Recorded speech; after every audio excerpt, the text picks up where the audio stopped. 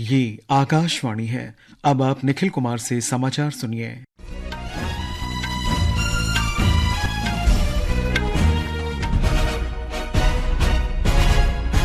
राष्ट्रपति द्रौपदी मुर्मू 3 अफ्रीकी देशों अल्जीरिया, मॉरिटानिया और मलावी की यात्रा के अंतिम चरण में मलावी में हैं। वे आज नई दिल्ली के लिए रवाना होंगे। राष्ट्रपति की इस यात्रा ने अफ्रीका के साथ भारत के ऐतिहासिक संबंधों में एक नया अध्याय जोड़ा है।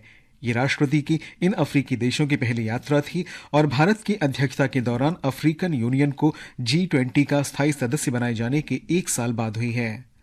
सप्ताह भर की इस यात्रा के दौरान राष्ट्रपति ने इन देशों के शीर्ष नेतृत्व के साथ द्विपक्षीय बैठकें की और भारतीय प्रवासियों के साथ बातचीत की।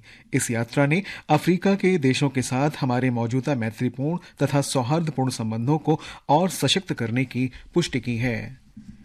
उपराष्ट्रपति जगदीप धनखड़ ने कहा है कि शिक्षा की व्यवसायीकरण से इसकी गुणवत्ता पर प्रतिकूल प्रभाव पड़ रहा है।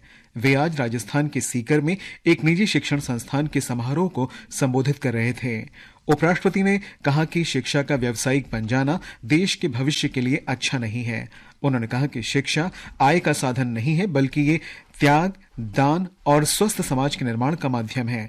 श्री धनखड़ ने इस बात पर अफसोस जताया कि शिक्षा एक वस्तु बन गई है जिसे लाभ के लिए बेचा जा रहा है और इससे शिक्षा की गुणवत्ता पर गंभीर असर पड़ रहा है।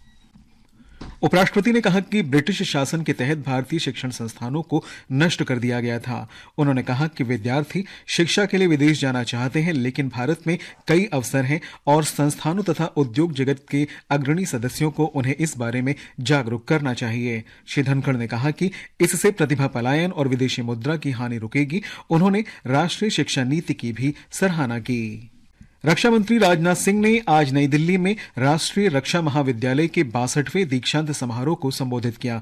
इस अवसर पर उन्होंने कहा कि अत्याधुनिक प्रौद्योगिकी में निवेश और सशक्त रक्षा पारिस्थितिकी तंत्र का निर्माण किया जा रहा है ताकि वैश्विक परिदृश्य में सशस्त्र बल भविष्य के लिए क्षमतावान और लचीले बने रहें। उन्होंने कहा कि वर्तमान में युद्ध क्षेत्र का दायरा समुद्र, वायु और पारंपरिक युद्ध क्षेत्र से आगे बढ़ चुका है। श्री सिंह ने कहा कि सशस्त्र बलों के लिए साइबर, अंतरिक्ष और सूचना युद्ध अब पारंपरिक युद्ध अभियानों की तरह महत्वपूर्ण हो चुके हैं। उन्होंने कहा कि आर्टिफिशियल इंटेलिजेंस में पूर्वानुमान करने और निर्णय लेने की अभूतपूर्व क्षमता है। उन्होंने कहा कि इस तरह का पाठ्यक्रम विद्यार्थियों का कौशल बढ़ाएगा। झारखंड विधानसभा चुनाव के लिए सीट बंटवारे पर इंडिया गठबंधन के सहयोगी दलों के बीच विचार विमर्श जारी है। कांग्रेस के वरिष्ठ नेता राहुल गांधी इंडिया गठबंधन में सीट बंटवारे को अंतिम रूप देने के लिए आज रांची का दौरा कर रहे हैं। उधर राष्ट्रीय जनतांत्रिक गठबंधन एनडीए के सहयोगियों के बीच सीट बंटवारा हो चुका है। Bhajpa 68, all Jharkhand students union 10, Janata Dal United 2 और चिराग पासवान के नेतृत्व वाली लोक जनशक्ति पार्टी 1 सीट पर चुनाव लड़ेगी। इस बीच राज्य में पहले चरण के चुनाव के लिए नामांकन कार्य कल से शुरू हो गया और पहले दिन 3 पर्चे दाखिल किए गए। वित्त मंत्री निर्मला सीतारामन ने कहा है कि भारत और मैक्सिको के संयुक्त प्रयासों से खासकर सेमीकंडक्टर, प्रिंटेड सर्किट बोर्ड तथा अन्य हाईटेक इलेक्ट्रॉनिक्स जैसे महत्वपूर्ण घटकों के लिए विविधीकरण के माध्यम से क्षमता वृद्धि और विकास हो सकता है। वित्त मंत्री ने मैक्सिको सिटी में व्यापार और निवेश सहयोग बढ़ाने पर भारत मैक्सिको व्यापार तथा निवेश शिखर सम्मेलन में भाग लेते हुए ये बात कही। मैक्सिको सिटी के आर्थिक विकास मंत्री मनोला जबलोल्जा अल्दामा भी शिखर सम्मेलन में शामिल हुए। बैठक के दौरान वित्त मंत्री ने मैक्सिको सरकार के साथ अपने अनुभव साझा करने और भारत के डिजिटल परिवर्तन के आधार पर सहयोग की संभावना तलाशने की भारत की इच्छा व्यक्त की।